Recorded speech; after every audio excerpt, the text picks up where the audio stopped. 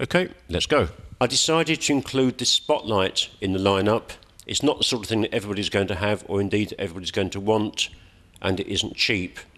But perhaps because it's rare, I thought we might include it. What a spotlight does, and of course I will show you later in detail, is to send a focused beam of light. And because it's a focused beam of light, you can get harder lighting with much more clearly defined shadow edges with a spotlight than you can with any other kind of lighting. The hardness or otherwise of a light is also controlled by its reflector. It's just one of the factors.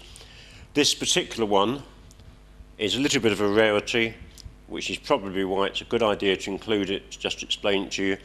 It's a high efficiency reflector or a high intensity reflector.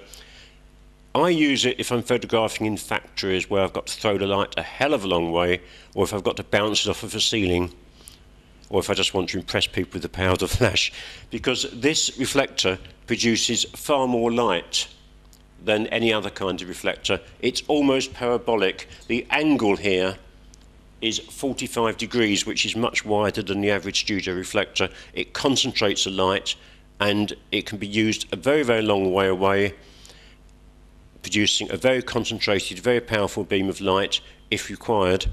And because it will be a long way away, if it's used directly, i.e. not bounced off a ceiling, that light will be very, very harsh indeed.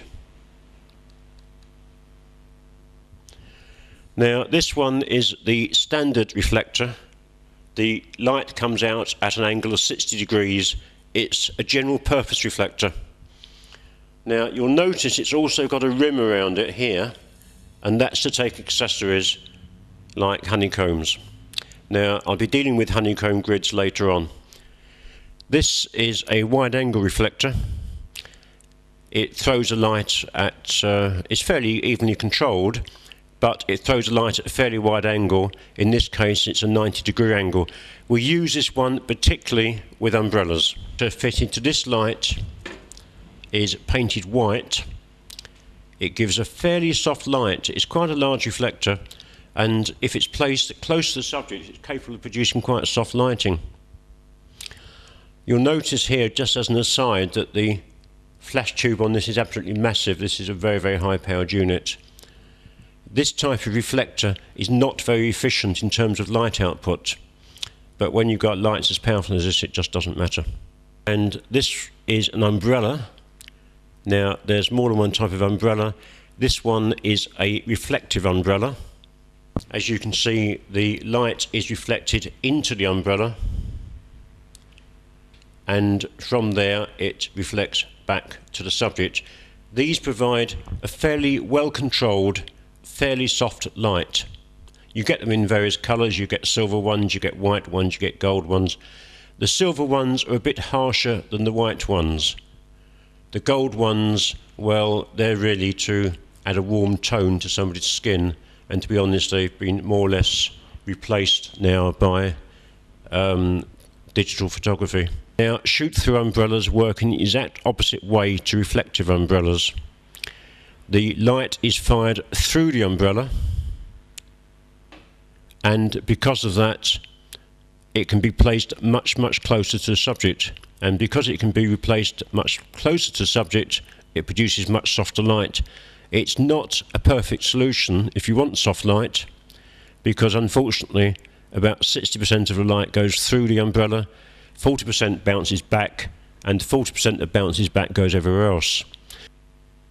So it's a pretty uncontrolled form of lighting, very, very useful, but not without its faults. And we have a softbox. Now a softbox is probably the best way of producing soft diffused light in a controlled way. There are other ways. I will cover the other methods as well, but this is pretty well everybody's favourite if you have one available. Now they're not for everybody, simply because they take up more space than an umbrella. After all, an umbrella just folds away. This doesn't. You can theoretically fold them away. Some of them fold away more easily than others, but they're all a bit of a pain to do it. So really, a softbox is more suitable for people who have a permanent studio where the thing can be left assembled and ready for use all the time. It works in much the same way as an umbrella. The main difference between this and a shoot-through umbrella is that the light is all controlled and it cannot come back towards the camera.